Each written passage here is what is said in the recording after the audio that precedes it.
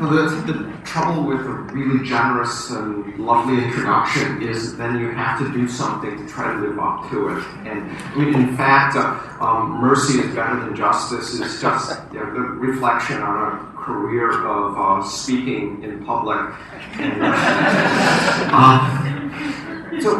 this afternoon, I want to talk about some of the toughest moral issues in contemporary warfare. They are also legal issues, hotly contested legal issues, in which at the present there is no agreement among international lawyers or JAGs or governments. Now, I should just leave you in suspense while I go through the entire build-up of explaining what it is that I'm up to, but I won't. Let's just see what the three hardest questions are, and then I'm going to have to take a few minutes before starting to discuss them to explain why, in fact, they are the three hardest questions. The first is which civilians can be targeted by a military because they are direct participants in hostilities. Second, I'll just get them up here and then we'll start talking. How should militaries respond when they're confronted by human shields? And the third is how much risk soldiers should take to minimize casualties among enemy civilians. And by that, I don't mean civilians who are enemies. I mean the civilians who are part of the population of the enemy. Now, I'm going to talk about these as moral issues, but I'm going to bring in a substantial amount of material from the law of war, simply because the laws of war are the place that moral arguments about these issues get codified. The laws of war are also the source of training protocols and training manuals, the way that officers are taught, and the way that they are expected to supervise their own soldiers. I brought this along. This is, those of you who are Army veterans may have seen it. It's a wallet card called Call to Duty Boots on the Ground.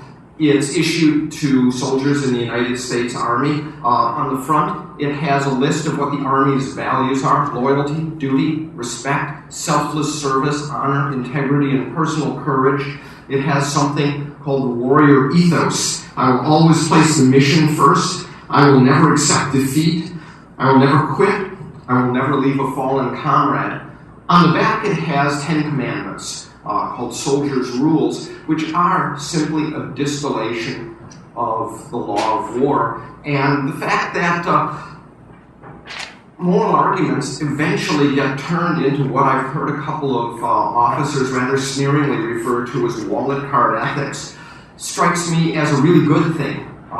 Because it means that an immense bureaucracy has taken discussions in the law and ethics of war and turned them into a set of practical questions about how you teach them to people and how you get people to honor them even in incredible moments of stress. As somebody who comes from broadly called the human rights sector, I sort of wish the soldiers' rules had been on the front of the card, not on the back. But the card is fully reversible. I do want to acknowledge at the outset that there is something very odd about the entire enterprise of trying to write laws to govern warfare. The obvious point is that laws of war always assume that wars are going to be fought. And let's not fool ourselves when you say that you're assuming that wars are going to be fought. That means that completely innocent people who don't deserve it and have done nothing to deserve it are going to get killed. They're going to get maimed. They are going to have their houses destroyed. They're going to lose loved ones. And they're going to do it for reasons that will always, always turn out never to have been quite good enough. Now, to many people, grasping that fact is a conclusive argument for pacifism, and pacifism is not my subject here. I'm not a pacifist, but it would be a different and long conversation about why not, because the pacifist arguments are very difficult to counter, and they are quite simply the argument that killing people who are completely innocent for reasons that are never good enough is about the gravest moral affront that can be committed.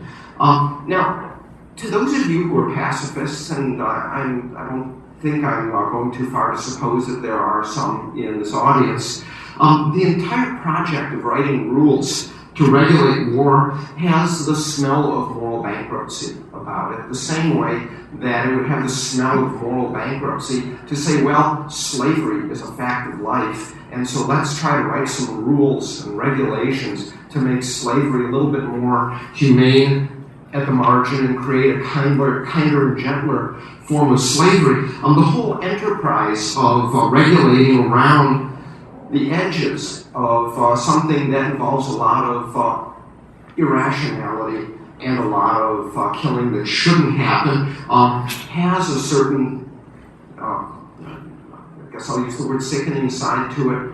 And as somebody who's involved in the enterprise, I want to start by acknowledging that. I don't deny that. Now, in fact, it gets worse. The laws of war eventually become laws because states accept them in the form of treaties or in the form of custom. And the fact is that states will never accept a treaty like the additional protocols to the Geneva Conventions, which is where most of the conduct of warfighting rules are found, unless they've convinced themselves that accepting this treaty and binding themselves to it is not going to hurt their military effectiveness.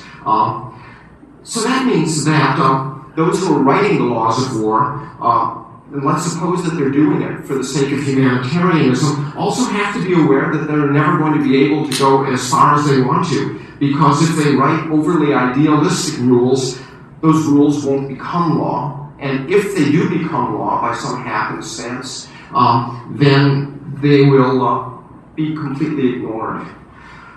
Yet I don't actually think that that enterprise of trying to discuss the conditions of just war and trying to write them into rules is a cynical enterprise. The fact is that the soldiers' rules on the back of the wallet card, distilled from the laws of war, are also a code of honor. It's a code of honor that all the military officers who I've ever talked with about it take very seriously. It's something that they train themselves and their troops to abide by, even in conditions of nearly superhuman stress. Now, with that as the prelude, let's turn to the questions.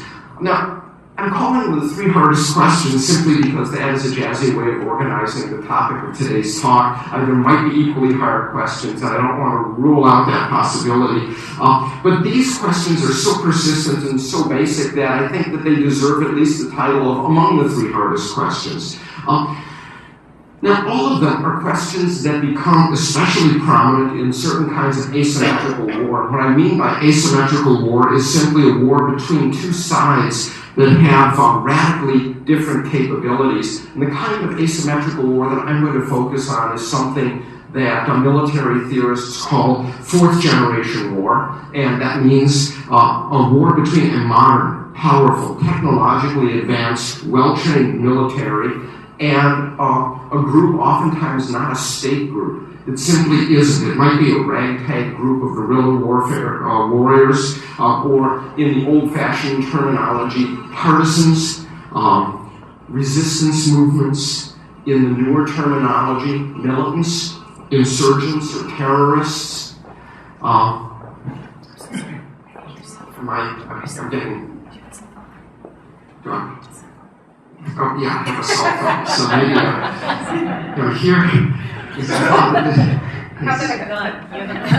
No, this is the part that in my rock and roll incarnation I call the feedback cut. So think, for instance, of the American Revolution, at least in the parts of it that didn't have the Continental Army, or the partisan warfare, the War of the Spanish Peninsula between the Spanish insurgents, we'll call them, and Napoleon's army. The Yugoslav partisans in World War II fighting against Hitler. The Viet Cong and its operations in Vietnam. Those are all fourth-generation warfare. So was the Iraqi Insurgency. So are the military activities of Hamas and Hezbollah.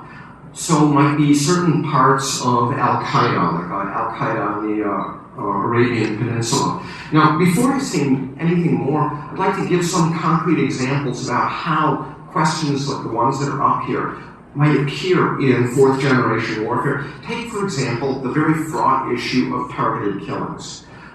This is a practice that Israel used for years against the Hamas leadership and before that some of the Fatah leadership.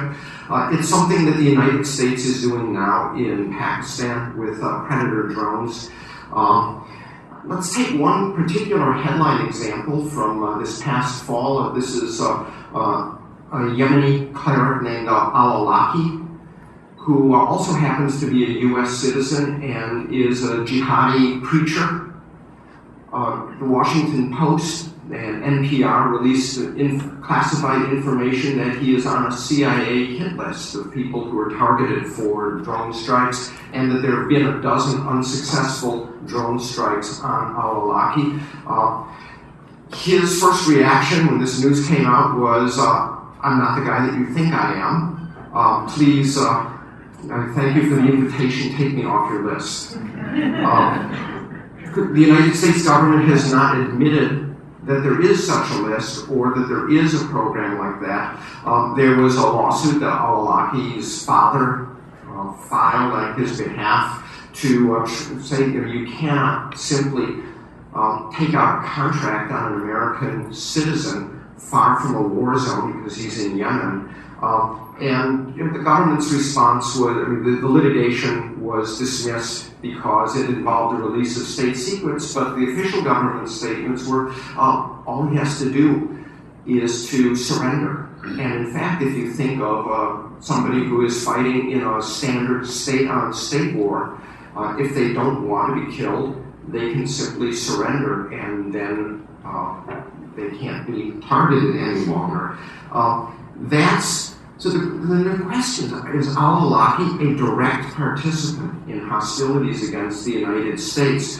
There are allegations that he was in email contact with the Fort Hood shooter and may have put him up to it. Does that make him a direct participant in hostilities against the United States who can be targeted? For the other questions, let's consider, for example, Israel's 2006 war in Lebanon, where Hezbollah occasionally hid military assets like rocket launchers in civilian homes, that is, using the civilians as human shields. And there were allegations, some corroborated and some not, that the Israelis would attack these without worrying too much about the civilians who were there. In the Gaza campaign, Operation Cast Lead, the Israeli Defense Forces, before bombing a building, would make cell phone calls to, they had very good intelligence, cell phone calls to the people in the building saying, get out. Many of you have probably seen the newsreels from helicopters that sometimes the civilians in the building would instead run onto the roof and put themselves on the line. Israel occasionally would fire rockets that didn't have explosives and were non-lethal onto the far corner of the roof to try to scare them off. But these are human shields, and how is a military supposed to deal with human shields? There's other stories from Operation Cast Lead, where that, this was from a New York Times article by Ethan Bronner, that some units of the Israeli military, if they were taking mortar from fire from a building, would, in their words, go in heavy, which means call in an airstrike, which means you don't actually know who's in the building. Now, should soldiers, instead of going in heavy, go in light, that is, send an infantry unit to the building, taking risks on themselves in order to minimize the civilian casualties in the building? That's an example of the third question. There were similar issues that came up all the time in the Iraqi Insurgency. There were similar issues when the United States had troops in the Bosnia peacekeeping mission, where there would be a sniper from a building. The troops had the capability of destroying the building, but there were civilians in there, and what they were instructed to do was, if somebody is shooting at you, get out of there.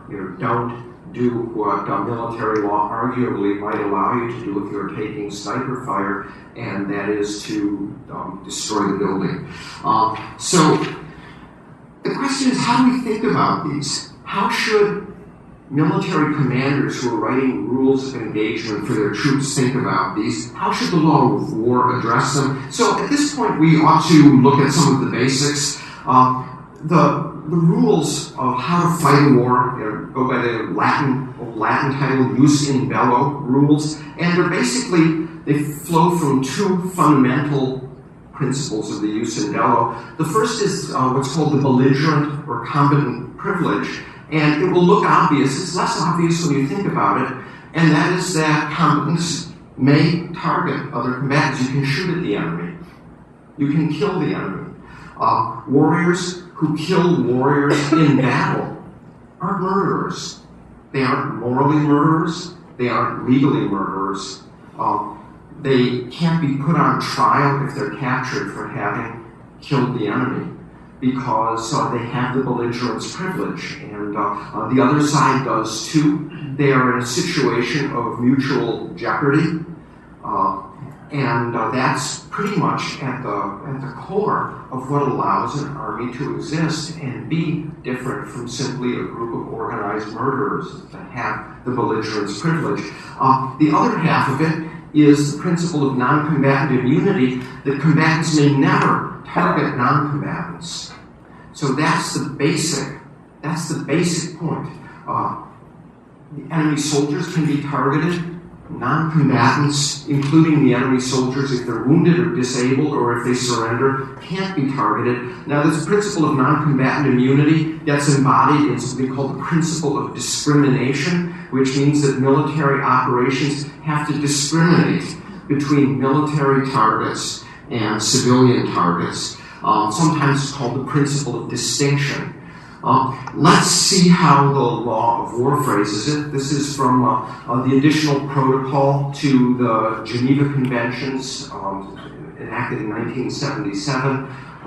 It says simply, the parties to the conflict shall at all times discriminate between the civilian population and combatants, and between civilian objects and military objectives, and accordingly shall direct their operations only against the military objectives. Now, that is the basic principle of discrimination. There is one exception to it in the law of war. This is also, so here's a restatement of it. The civilian population, as well as individual civilians, shall not be the object of attack. They shall enjoy the protection afforded by this section unless and for such time as they take a direct part in hostilities. That's where the phrase that I used in the first question came from. It's a kind of term of art in the law of war. Who is and who is not a direct participant in hostilities, a DPH. Now, at this point, we are in a position to see why asymmetrical war of the sort that I'm talking about puts the basic principles of just war under tremendous, tremendous stress.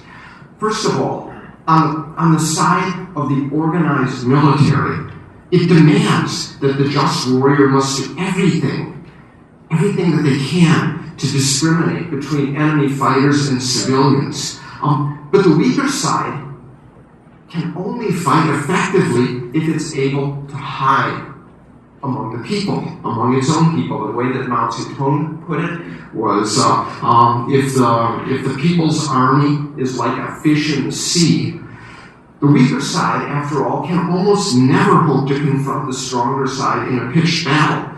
If it came out and met the other side on a battlefield, it would simply be annihilated very quickly and very effectively, and that was the experience in a number of colonial wars of the 19th century, in which the British troops would go up against an army of colonized people, and the British would take 3 casualties, and the other side would take 3,000 casualties, or 10,000 casualties, as the English Maxim guns did their deadly work. All of the incentives on the weaker side in an asymmetrical war are to make it as hard as possible for the stronger side to discriminate effectively.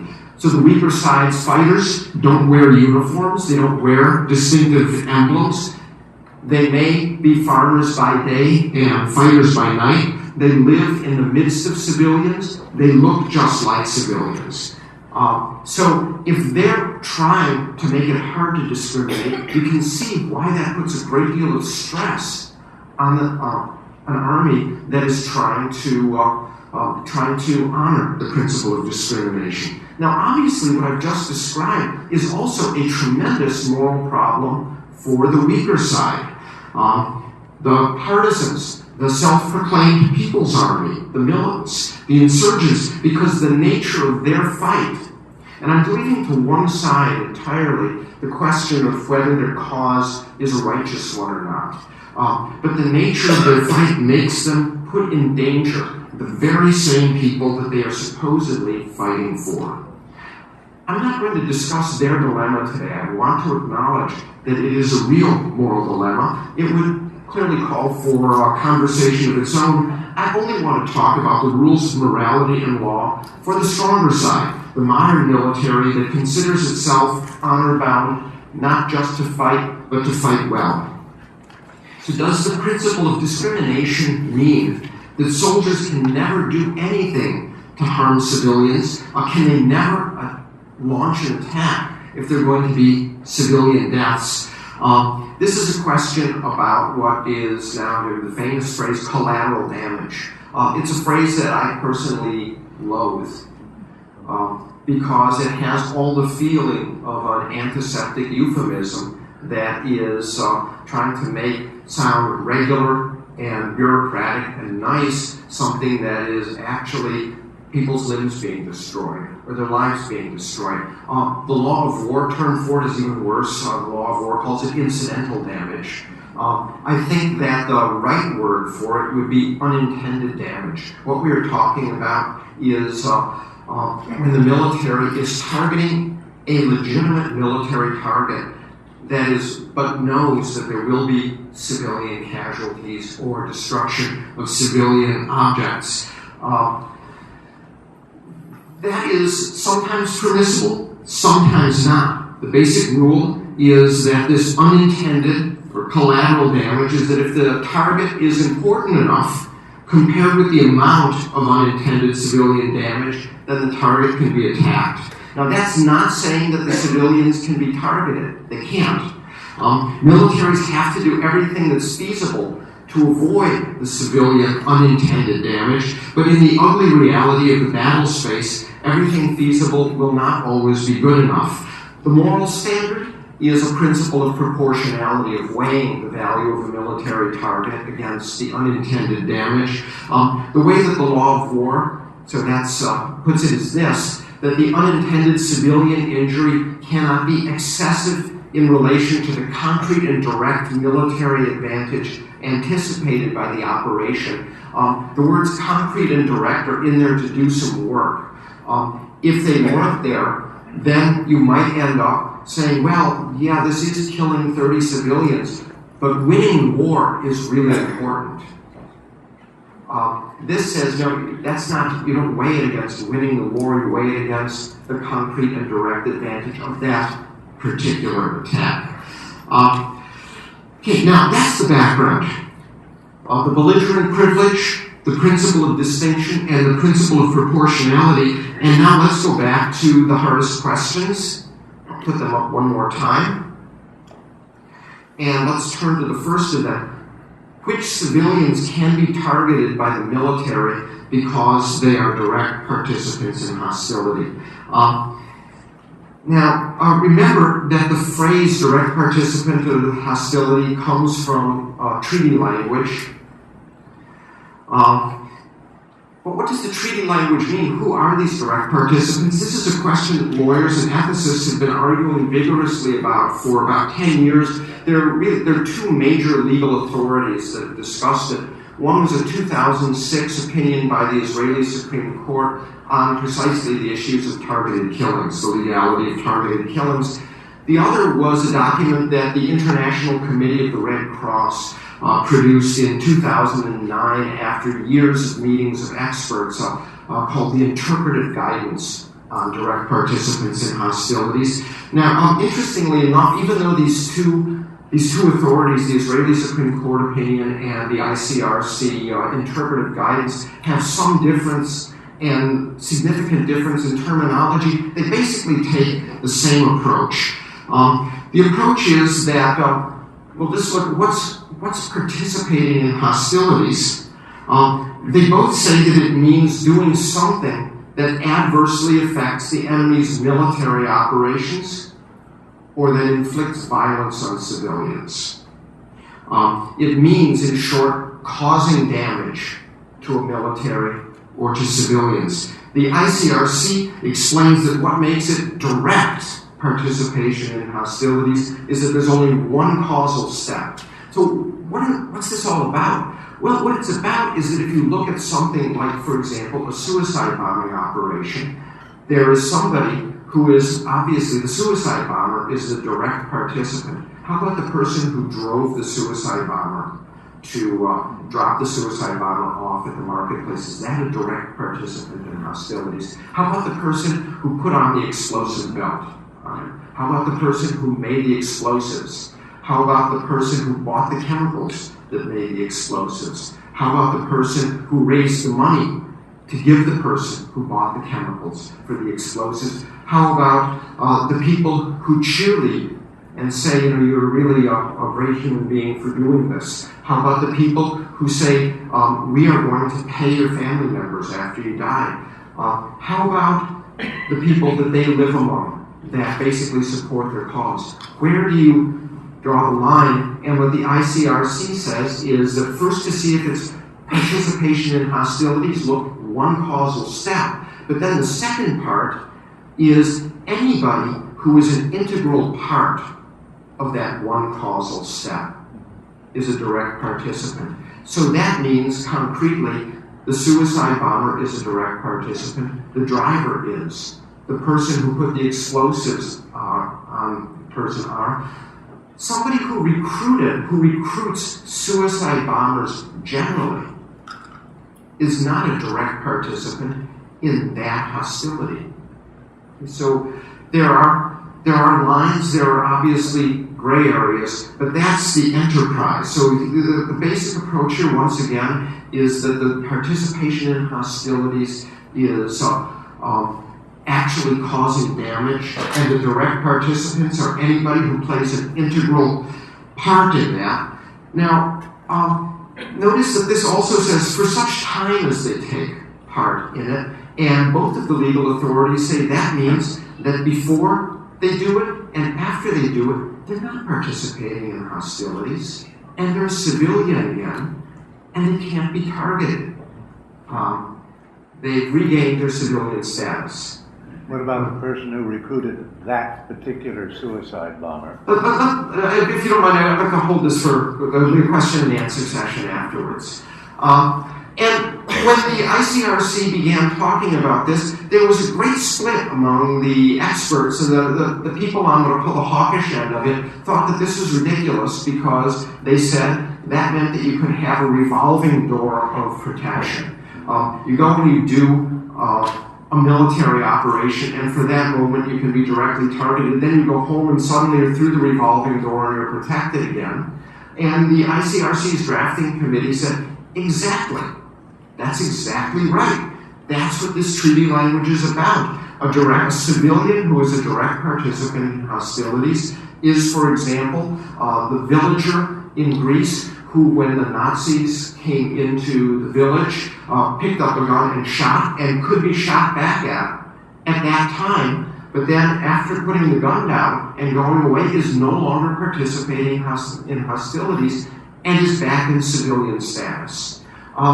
There was also a lot of consternation among the human rights wing of the experts in the ICRC meetings, and that's for the next piece of the doctrine, which is how both the Israeli court and the ICRC handled somebody who is going through the revolving door because they're a professional militant.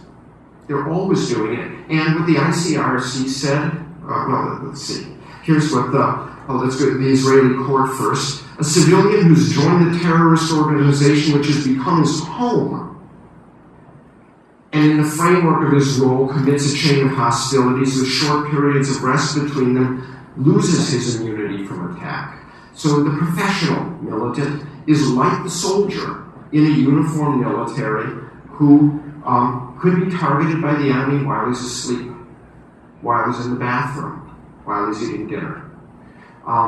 The ICRC's version of this was to say anybody who's taking a continued combatant function is like a belligerent. And the human rights group said, no, you can never say that a civilian is a belligerent.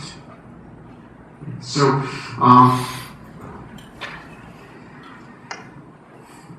just like the revolving door of protection idea was angering the hawkish experts, this idea that a civilian could ever be considered an actual fighter was infuriating human rights groups. And I guess there's a saying that when you succeed in pissing everybody off, then you must be doing something right.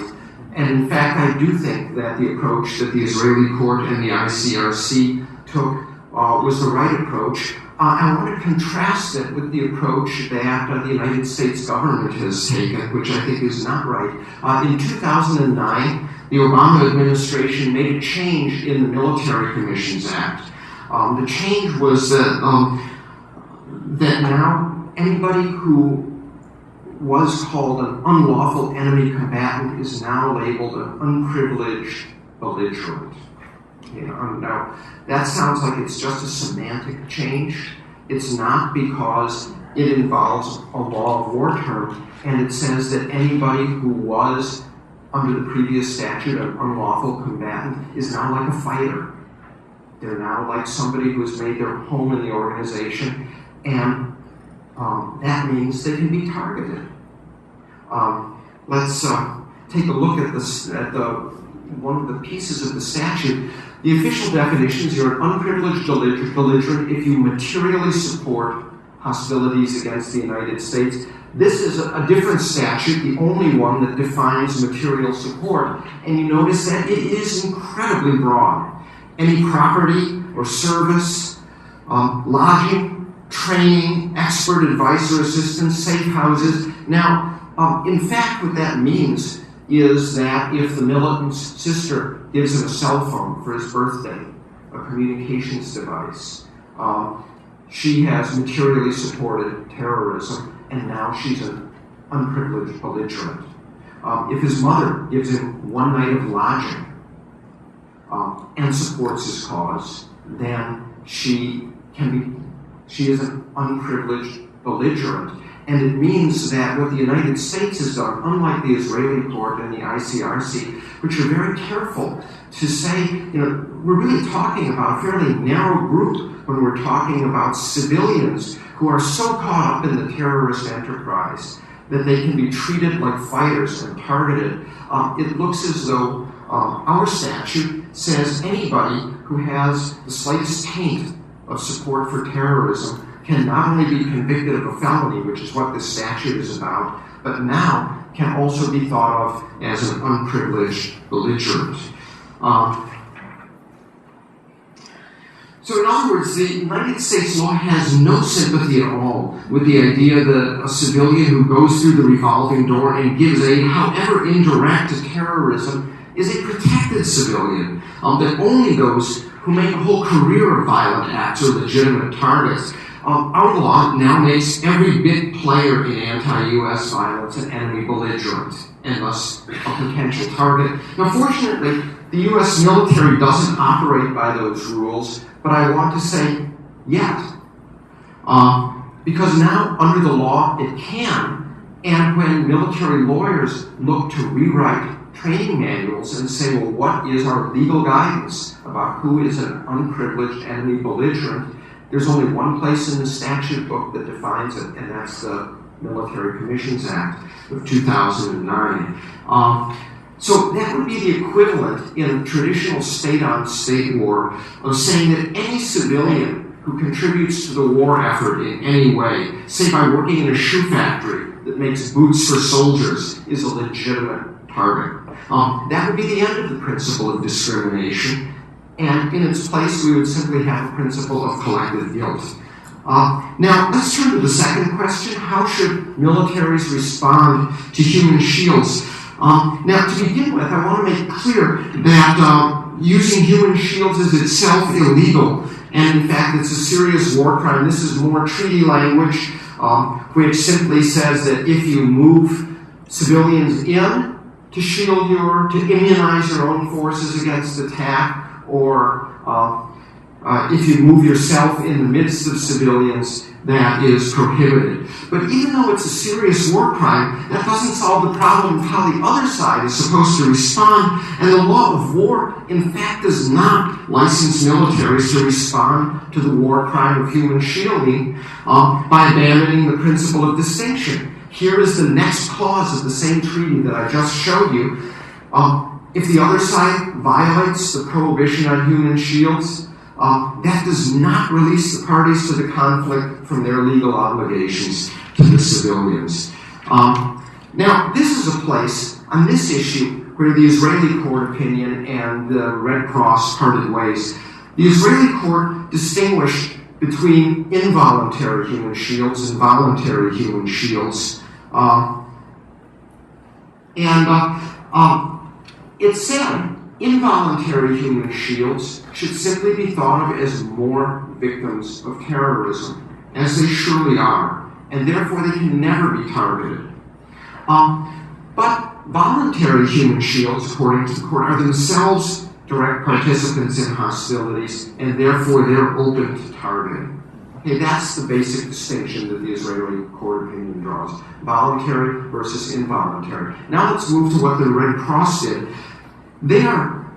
There's also a distinction between voluntary and involuntary human shields, and there's agreement that the involuntary human shields can't be targeted. But how about the voluntary human shields?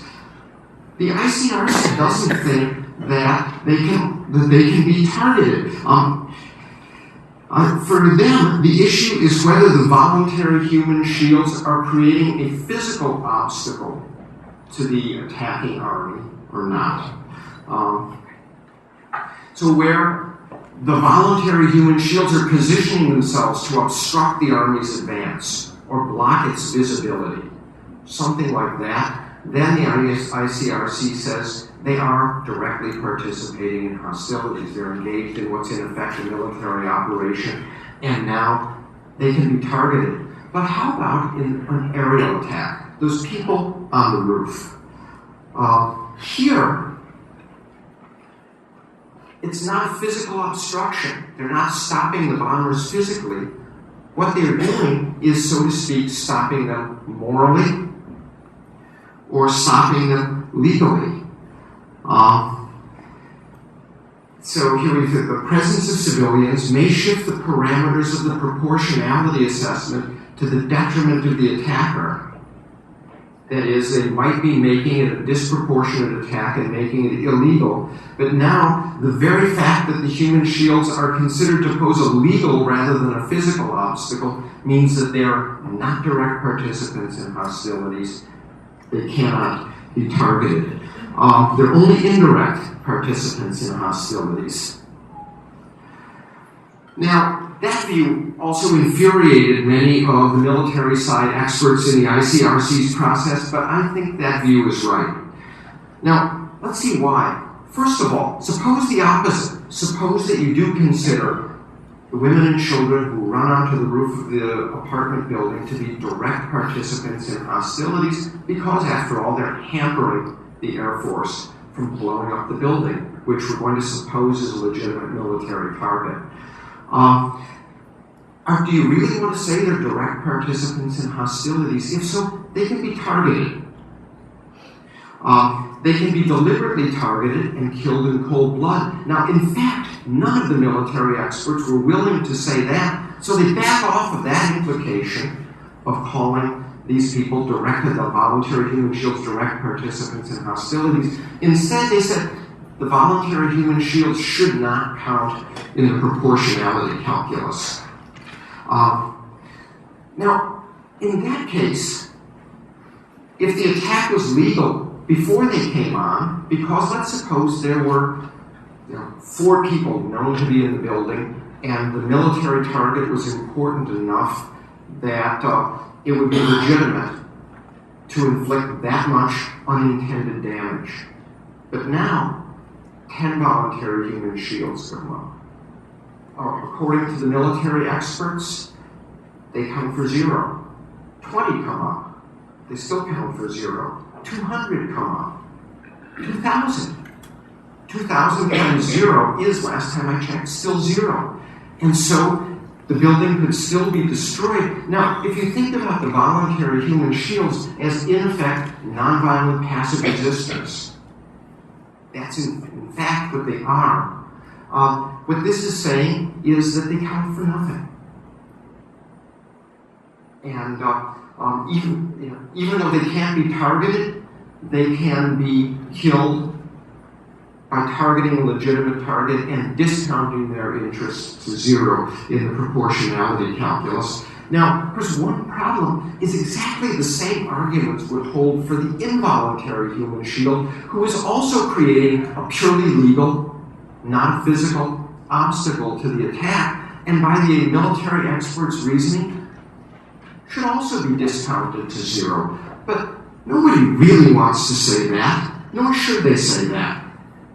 So at this point, let's go to the third hardest question, which I think is, to me at least, the single hardest because it's the one that is closest to the gut.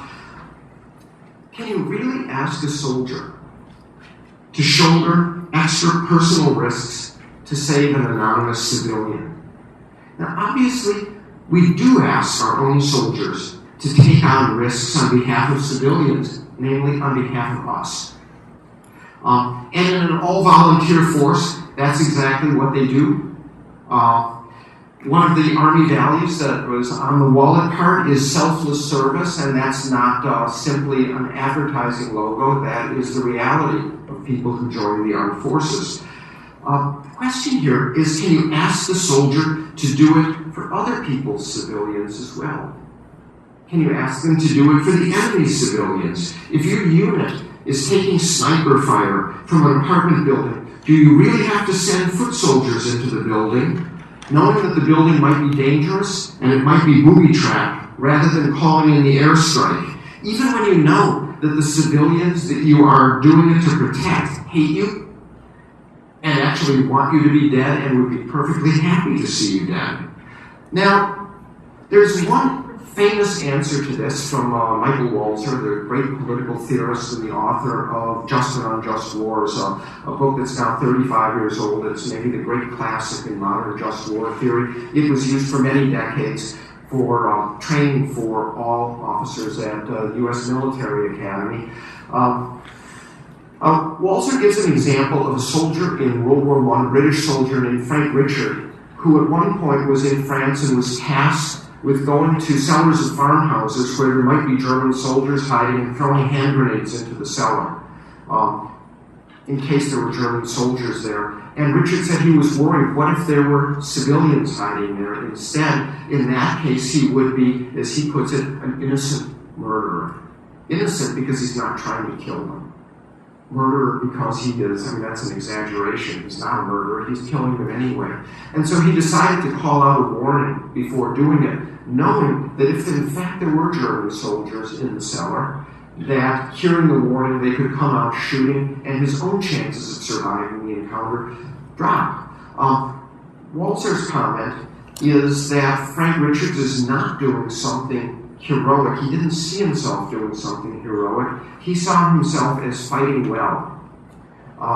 Not fighting heroically, but fighting well. And the question is, do we actually think that that is true? 5 years ago, two theorists, Asa Kasher and Amos Yadlin, argued that the answer is no. Here's what they said. We firmly reject that conception because it is immoral. A combatant is a citizen in uniform. Our army is here to protect its own citizens, and its soldiers don't become any the less citizens by being in uniform. Where the state doesn't have effective control of the vicinity, What they mean is, if it does, they do agree that the soldiers have to take risks. But if the state isn't in control, if they're operating in hostile territory, it does not have to shoulder responsibility for the fact that persons who are involved in terror operated in the vicinity of persons who are not. That's on the terrorists, not on us. So look, I mean, the argument is simple. The job of the state's army is to protect its own citizens. Its job is not to protect all citizens of every country in the world, everywhere. And you might say, rhetorically, aren't we allowed self-preference for our own? Now, my answer to this is that, of course, a state's army is there in the first instance to protect its own civilians, and it's not there to protect all civilians everywhere in the world. But we need a little analytic clarity. The Army's job is to protect our civilians against violence by enemies. We are not talking about violence by enemies. We are talking about violence by us. Here the question is different. It's about the Army's obligations to protect innocent civilians against their own violence. The obligation to protect somebody from violence that you yourself inflict is not based on the nationality of that person. To say otherwise would be like saying that, of course, you are responsible for driving carefully in order to protect pedestrians, but not if the pedestrians are foreigners and you've got something really important that means that you have to go fast. I mean, that would be an odious principle, I think. And for this reason, I'm in agreement with Michael Walzer, who, together with the philosopher Avishai Margali, wrote a response to Kasher and Yadlin. The response is this: the guideline we advocate: conduct your war in the presence of non-combatants on the other side with the same care as if your citizens were the non-combatants. Now, I don't trust my own intuitions about this. At the time of the Gaza campaign, Operation Cast Lead, when the reports of going in heavy were appearing in the newspapers, I wrote to some officers that I know at the U.S. Military Academy and asked them what they thought about it. And I just thought that in ending, I would show you what their reactions were. This is not meant to be an objective social science survey. There's tremendous selection bias. These are military ethics instructors. They are all combat veterans. One says, I'm inclined to think that all soldiers, especially volunteers, must be prepared to shoulder an increased risk to their own force protection when the situation is similar to what's happening in this fight. I'm not comfortable with continually sending our fighting men and women into harm's way without giving them the liberty to complete their mission. However, I am also leery of a policy that dictates going in heavy and the associated tactics that are being reported.